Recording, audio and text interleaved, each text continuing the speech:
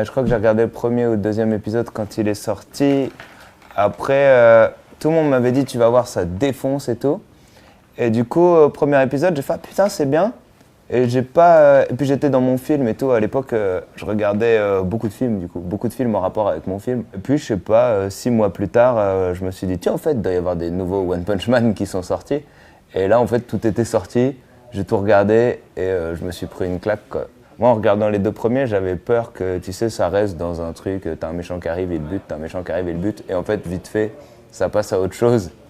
Et puis, comme c'est un humour très particulier, en fait, plus je le regarde, parce que là, du coup, en gros, j'ai tout rematé avant de faire le doublage. Et là, je les revois. Et donc, du coup, en gros, j'ai vu tous les épisodes 5 ou 6 fois. Et en fait, plus ça va, plus je kiffe, plus je me dis, mais putain, mais c'est trop bien fait. Mais par exemple, un personnage que, au tout début, je me disais, ah, Genos, bon, il est relou. Mais en fait, j'avais pas compris la puissance de sa relou et qu'en fait, là, tout ce qu'il dit, ça m'éclate. Tout ce que Genos, tous ces petits trucs de oui maître, merci maître, j'en prends bonne note, tous ces trucs-là, ça me fait mourir de rire. C'est pour ça que One Punch Man, c'est aussi de la bombe, parce que le duo Saitama-Genos, il sert parfaitement l'histoire, dans le sens où Genos, c'est un cyborg boy scout au possible, tu vois, et du coup, ça rend encore plus Saitama atypique, quoi.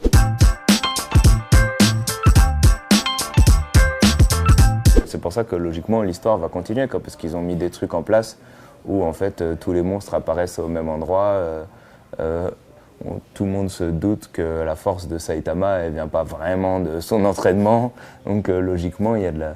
Mais c'est ça aussi, justement au début, il y avait plein de trucs que je trouve un peu incohérents. Je me disais ouais mais la ville est détruite et Saitama il y est normal, mais en fait non, Saitama il vit dans une ville détruite, il y a presque que lui qui habite là en fait. Bon, on est un peu en train de spoiler, pardon, mais logiquement tout le monde l'a vu, logiquement.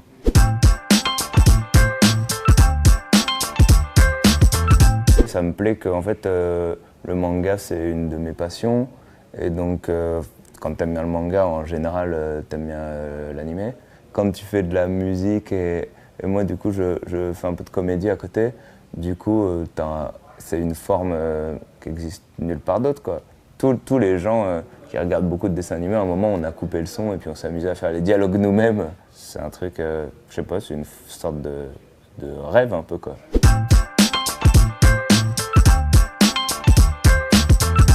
Ouais, un peu, parce que tout ce qui a trait à ça, ça me fait marrer. Et comme je kiffe la série à fond, j'ai envie d'y aller.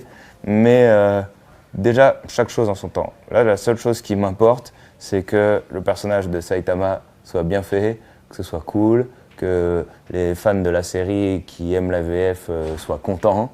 Et ensuite, bon, bah, peut-être s'il y a d'autres trucs, mais déjà, pour l'instant, je veux vraiment me concentrer sur bien doubler le perso, quoi.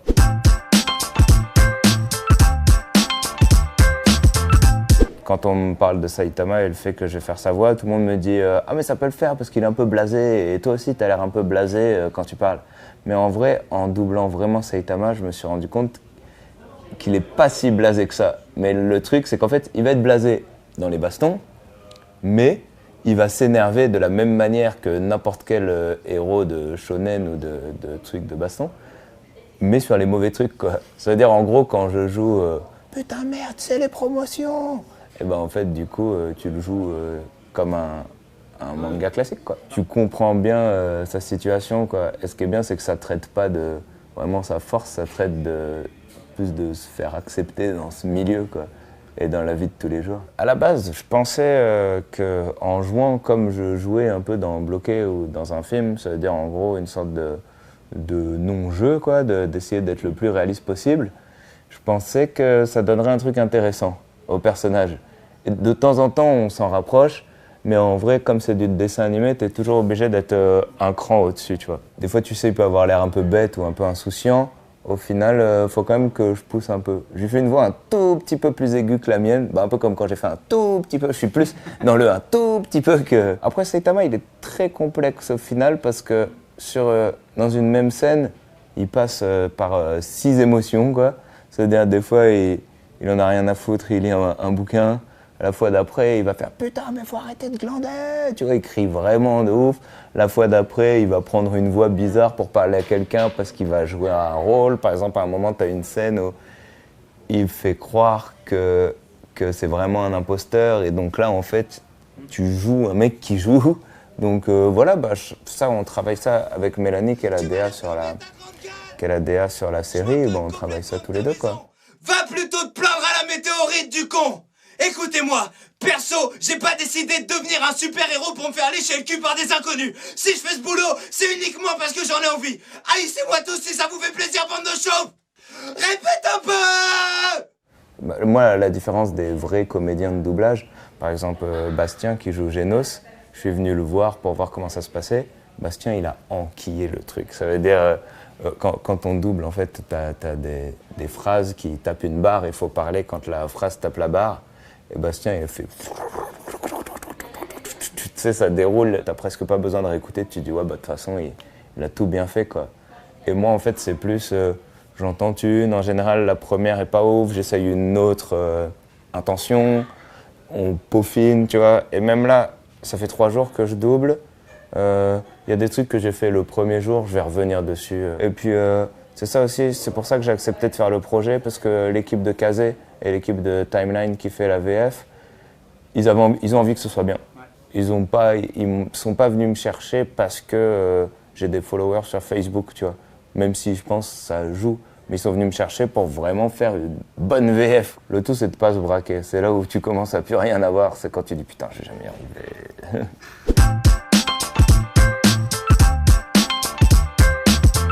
C'est clair que les rappeurs, on est méga liés au manga, quoi. T'as énormément de noms de groupes qui sont en rapport avec les mangas, par exemple Saiyan Supakru ou Shinsekai ou Maître Gims. Dans chaque texte, il a 4 allusions à lui-même. Il s'appelle Mugiwara, son label il s'appelle Monstre Marin. Mais même tout le monde, hein, même des rappeurs. L'autre jour, j'entendais un truc d'SCH, il me semble, qui parlait de Princesse Mononoke. Je pense que c'est aussi parce que c'est une musique contemporaine. Et donc, du coup, on parle vraiment de choses qu'on kiffe, tu vois. Et donc, ça fait vraiment partie du truc. Après, c'est valable aussi dans d'autres styles, mais peut-être comme il y a moins de paroles, on s'en rend moins compte. Mais par exemple, un groupe comme Kyo, Kyo, c'est un nom de manga. Et par contre, la musique, c'est vrai que ça n'a rien à voir. Nous, dans le rap, c'est plus facile quand même, parce qu'il va pas chanter, quoique, il pourrait. Je suis sur mon nuage comme Son Goku, tu vois.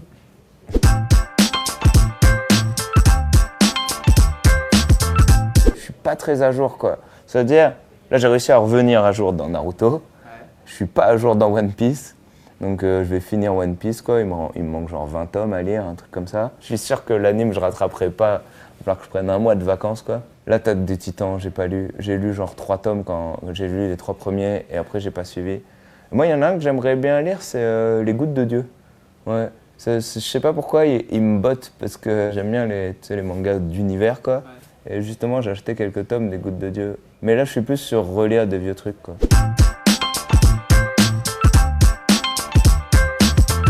Moi, il y a Slam Dunk. En fait, Slam Dunk, en plus, tu sais quoi, je le lis tout le temps. J'ai dû le lire, je sais pas, peut-être 8-10 fois, tu vois. En fait, Slam Dunk, c'est tellement fourni avec les matchs, avec l'humour, avec... et puis, j'aime beaucoup Takehiko Inoue. Je prends Slam Dunk, mais j'aurais pu prendre Vagabond ou Real, tu vois. Mais après, Slam Dunk, c'est quand même le premier qui m'a mis dedans et tout. Moi, j'aime bien Monster, parce que j'aime beaucoup Naoki Urasawa.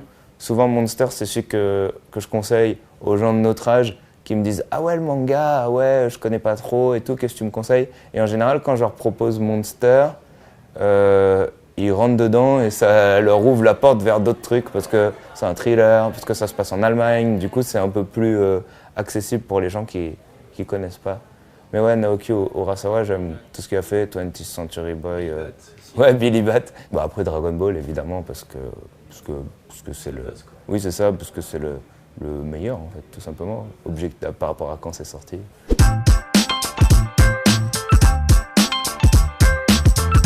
C'est plus adulte et c'est un peu plus ouvert, en fait. On sent que les Japonais ils commencent à avoir l'influence d'un peu tout, ce qui est logique, parce qu'au final...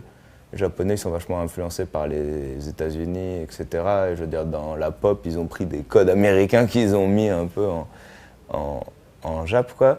Et donc, du coup, on sent que des auteurs un peu différents, ils commencent à avoir des influences un peu plus européennes. Mais même One Piece, en fait, tu vois, One Piece, ça sortait déjà un peu des codes dans l'univers et tout. C'était un peu moins manga cliché, les gros yeux. Après, moi, je suis pas un expert de l'animation, tu vois. T'as des mecs qui vont dire, ouais, mais l'animation de cette série, elle est pourrie. Moi, je suis plus sensible au scénario et aux adaptations, comment est-ce qu'elles ont été faites du bouquin à l'animé. Et je suis pas... C'est comme en livre, j'aime bien quand il y a des beaux dessins, c'est pour ça que j'aime bien Takehiko Inoue plus que d'autres, tu vois.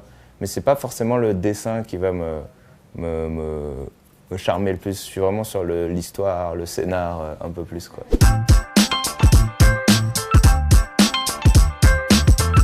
J'espère de tout mon cœur que mon doublage de Saitama vous plaira. Et puis pour ceux qui n'ont pas vu One Punch Man, bah, regardez-le parce que c'est de la bombe.